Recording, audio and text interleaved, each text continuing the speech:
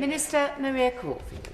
Thank you, Madam Deputy Speaker. Can I start by thanking my right honourable friend, the member for Basingstoke, for securing this important debate, and for all honourable members for their contributions to discuss such an important topic about the use of language, particularly in politics, and for those sharing their very personal experiences too. The honourable member for Pontypridd, the honourable member for Aldridge Brown Hills, the honourable member for Newport West, and the honourable member for Swansea East, who has been criticised for her hair colouring. Can I say that my criticism is that my hair looks like, or borrowed from, the honourable member for Lichfield, and so I share in her frustration at that abuse.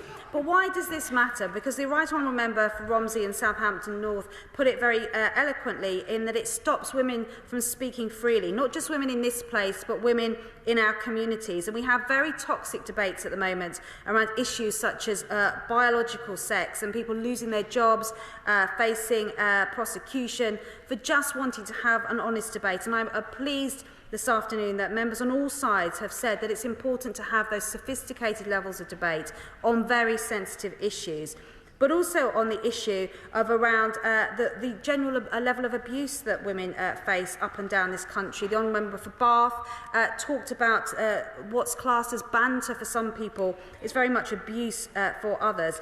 And the honourable member for Brent Central always campaigns very hard on this issue about how abuse of women is reported in the media.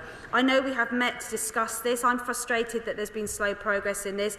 I can assure I've met with ministerial colleagues, but also with the Domestic Abuse Commissioner, and I'll follow up after this debate, because it's really important that when women are murdered in our communities, that is not something that's a crime of passion. It has to be reported as it is, that it's murder and it's abuse, and that language does make a difference to how those crimes are then treated. But it is true, as the focus for the Right Honourable Member for Basingstoke set out, that this is having an effect on our democratic accountability and who stands for election. We want more women. We want more women from the real world standing for election. But the Fawcett Society found that 93% of women MPs said that online abuse or harassment has had a negative effect on how they act as members of Parliament. And it's not only stopping new talented women coming forward for all parties, but we are losing good honourable members too. The honourable member for Chatham and Aylesford is one example, as is the Madam Deputy Speaker, of women leaving this place. But we heard earlier in this parliamentary term from Rosie Cooper, and the reason she stood down early was because of the abuse and the threats that she had received. And we've lost good members like her, which is a very sad thing for Parliament. We also know that we're in potentially an election year. And so it's as important as ever that our language in this place is measured, but also our language within our political parties. And every single political party can have a role to play in this. Nobody standing for election should suffer intimidation for holding or aspiring to hold elective office. And we have introduced some measures to try and make this a fairer experience. And anyone now since 2022 who intimidates a candidate, a campaigner or an elected representative can be barred for elected office themselves for 5 years. And it is great that we're passing legislation like that in this place, but it needs to be enforced, because too often it is seen as something that just goes with the job. And actually no one, not the member for Finchley and Golders Green, not the Right Honourable Member for Bournemouth East, should have people protesting outside their homes or their offices burnt simply for representing their constituents. But because this reflects the wider debate in society about the level of violence against women and girls. And obviously, the Honourable Member for Birmingham Yardley has sadly had to read out her list again this year. One of those was my own constituent, Chloe Bashford, who was murdered in horrific circumstances in Newhaven, in my constituency. And the Honourable Member for Vauxhall read out or commented on 2 tragic deaths in her constituency that were also on that list. And while we have made significant progress in publishing the Tackling Violence Against Women and Girls strategy and the Tackling Domestic Abuse plan, it is not going fast enough, and we all have a role. And it's not just the role of government to do this, it's the role of all agencies, from the police to the courts to others as well, to absolutely make sure that femicide is taken seriously and it is dealt with when people come forward to give evidence and to share their stories. Our Domestic Abuse Act became law in 2021, and this piece of legislation is making a difference. Abusers are no longer now allowed to directly cross-examine their victims in the family and civil courts, and victims have better access to special measures in the courtrooms, but conviction rates are still too low. We've also supported the protection from sex-based harassment in public, and the Honourable Member for Bath brought in the Workers' Protection Bill, which addresses harassment in the workplace, which is for everyone, but we know that women in particular are affected by that in more ways than most.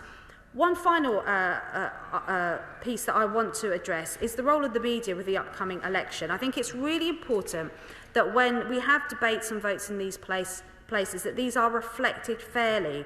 One example is the sewage vote that we had, which was an attempt to end the use of sewage outflows in this country. And that was often portrayed in the media when we voted on this side to dismantle our sewage system, to have a long-term plan to end those sewage discharges, as voting against stopping restrictions on sewage at all. That has resulted in multiple death threats from members on this side and abuse. And I'd also urge that when journalists ask why our MPs abuse so much, that their language and the way they portray what happens in this place is equally important. I will. I thank her for giving way, and I'm not going to get her to say this, but I'll say it for her. Can we also look at those who write the comment sketches in the Commons, and particularly people like Quentin Letts, who is a bit prone to going after people like me for being too pony club posh, my honourable friend for Gosport for having pink nail varnish. The list is endless, and it's never about what we say, but it's about what we look like.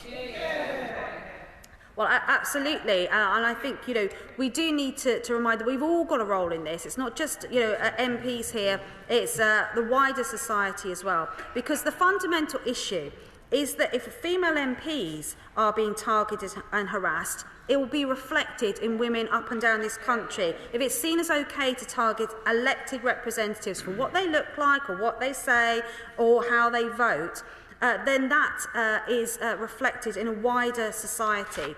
There is a democratic system in this country. If you are not happy, Madam Deputy Speaker, with who represents you, then you go to the ballot box and you decide. What isn't acceptable is for members of Parliament, local councillors, police and crime commissioners, members of the Senate, the Scottish Parliament, the Northern Ireland Assembly and others, even down to school governors, who are taking difficult decisions that if they were easy would have been done a long time ago, but being intimidated into how they vote. And that, if that is tolerated, then it will be tolerated that and perpetuated the violence against women and girls is acceptable too. So I encourage everyone, and I thank everyone for such a positive debate this afternoon. We've got to speak up, we've got to stand up, and we've got to take part and not let the haters win.